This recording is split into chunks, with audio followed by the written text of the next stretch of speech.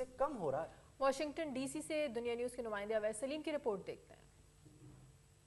2008 کے انتخابات کے بعد پاکستان میں جمہوریت کی بحالی کا نہ صرف امریکہ نے خیر مقدم کیا بلکہ جمہوری حکومت سے تعلقات کی نئی داغ بیل ڈالنے کی کوشش میں کیری لوگر بل بھی پیش کیا، مگر اب 3 سال گزرنے کے بعد تجزیہ کاروں کی رائے میں امریکہ کا پاکستانی حکومت پر اعتماد خاصا کم ہو چکا ہے۔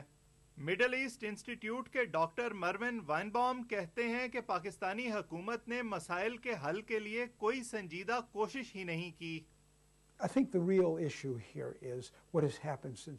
میرے خیال میں جو کچھ 2008 سے ہو رہا ہے یہی اصل مسئلہ ہے۔ نہ صرف پاکستانی سویلین قیادت کی جانب سے مایوسی ہے بلکہ امریکہ میں بھی یہ احساس پایا جاتا ہے کہ اسے مسائل کے حل میں کوئی دلچسپی نہیں۔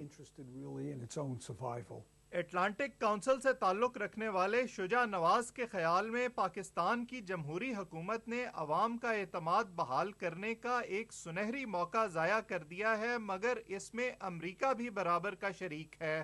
امریکہ کی غلطی پھر یہ ہوئی کہ یہاں پہ جو مختلف آوازیں کھڑی ہوئی، مختلف اینگل سے انہوں نے بات چیت شروع کی، اور جو ملٹری ٹو ملٹری ڈائلاگ تھا وہ کافی ٹھوس اور مضبوط رہا، لیکن جو سویلین ڈائلاگ تھا وہ اتنا مضبوط نہیں رہا۔ واشنگٹن میں موجود تجزیہ کاروں کی رائے میں پاکستانی حکومت کے ذمہ داران میں ملک کے داخلی اور خارجی مسائل کے حل کے لیے ضروری سنجیدگی اور اہلیت دونوں کی ہی کمی ہے۔ وکی لیکس دستاویزات نے یہ راز فاش کر دیا ہے کہ پاکستان کی حکومت ہو یا اپوزیشن میں موجود سیاسی جماعتیں، وہ اقتدار حاصل کرنے کے لیے اپنے عوام کی خوشنودی اور اعتماد کی بجائے ہمیشہ امریکہ کی طرف دیکھتی ہیں۔ کیمرامین عالم کے ساتھ اویس سلیم، دنیا نیوز۔